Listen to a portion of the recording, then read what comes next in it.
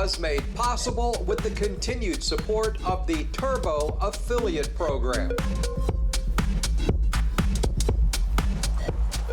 You know, this gets pretty tiring after a while, coming out here week after week, exposing lie after lie, and watching the UK Gambling Commission show its ass like a baboon in heat.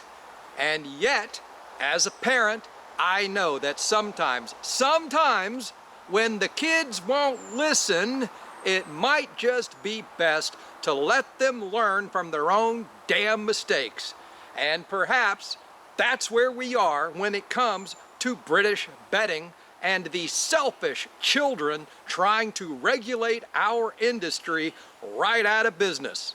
Most recently, the proposed tax hike for UK gambling was discussed in Parliament in front of the Treasury Committee, at which time a representative from a charity, the Institute for Public Policy Research, testified that a tax hike would not solve the problem gambling issue in and of itself.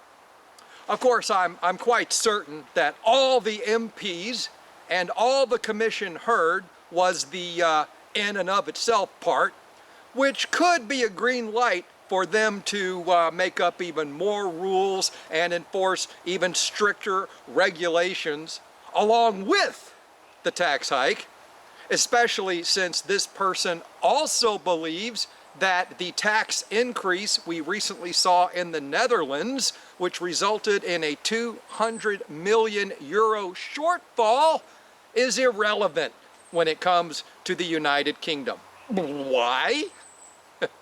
Because that tax hike was accompanied by other regulatory changes. All right, I guess this person does not consider deposit limits, stake limits, affordability checks, credit card bans, speed of play restrictions, advertising bans, and more as regulatory changes. Gotcha. Seems fairly ignorant to me. And he stated that there is no correlation between higher taxes and the black market. So, this guy has either been drinking from the commission's Kool-Aid jar, or he's not intelligent enough to understand causation. You know, where higher taxes lead to lower player incentives and worse odds on games, sending those players offshore into the waiting arms of black market operators. Of course, there's always the third option, and that is that this guy was simply following the script he was handed, no matter how stupid it made him look.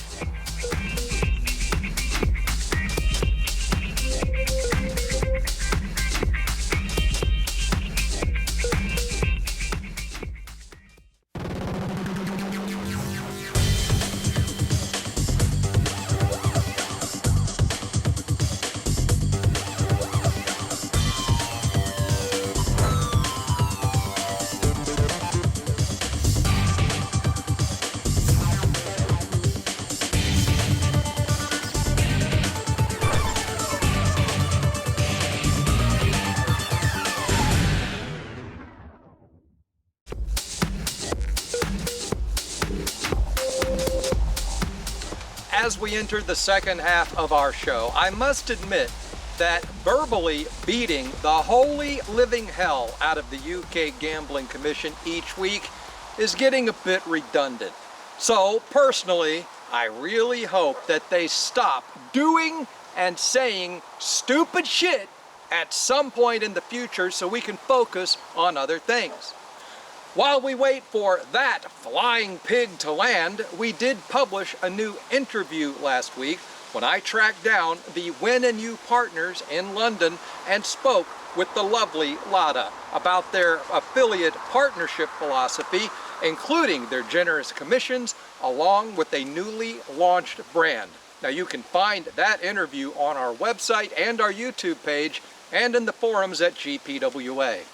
Lastly, we must return to the topic of a UK tax increase for gambling once more, and to that same parliamentary Treasury Committee hearing who mistakenly allowed someone from our side to speak.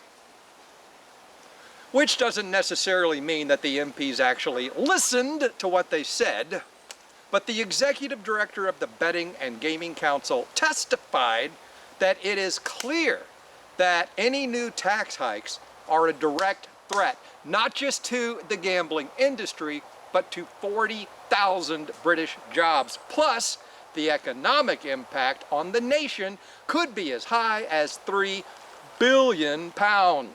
And it was just last week that we showed you statement after statement from UK operators about this very topic, with one already closing over 50 shops, another warning that up to 200 additional shops are now in jeopardy, and still another issuing a jobs warning all over these stupid damn tax hikes that they're talking about. So the MPs are aware that this is happening.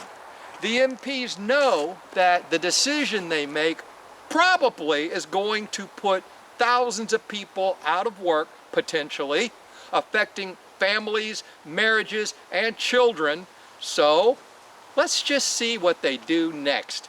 My guess is that these politicians will do what's best for themselves and whose ever pocket they're in, not those who they're supposed to represent.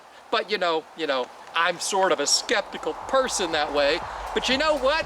I got to be skeptical because of people like this. So, here we are at the end of another show. I'll come back next week. Maybe I'll kick the UKGC in the balls. Maybe we'll have something else to talk about. Whatever it is, I'll be here, God willing.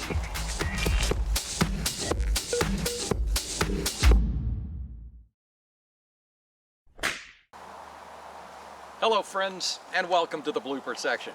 We're not having bloopers this week, but I wanted to talk to you for just a moment because I know that at this point in the show, only my friends are watching. This week, we celebrated the 19th year of doing APCW Perspectives. Wow, I can't believe I started this when I was just 14 years old. How time flies, right?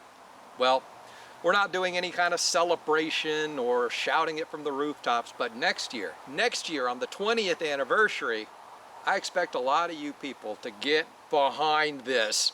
Send me tapes, comments, ideas, things you want to see. So late October 2026 will be the 20-year anniversary of this show. And who knows, maybe someday I'll hit 40.